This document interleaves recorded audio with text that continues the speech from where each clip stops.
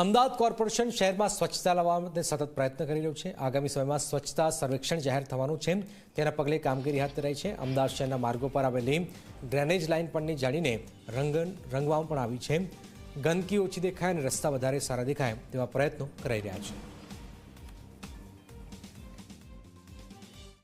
સ્વચ્છતા સર્વેક્ષણ અંતર્ગત અમદાવાદ મ્યુનિસિપલ કોર્પોરેશન શહેરને સ્વચ્છતાની બાબતમાં પ્રથમ નંબર મળે તે માટે સતત નવા પ્રયોગ કરતો રહે છે।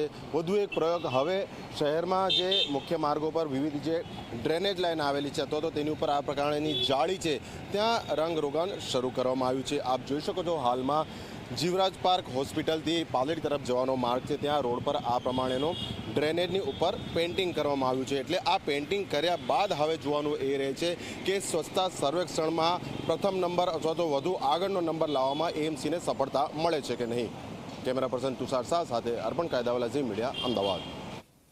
અને સમાચારની વાત એક બ્રેક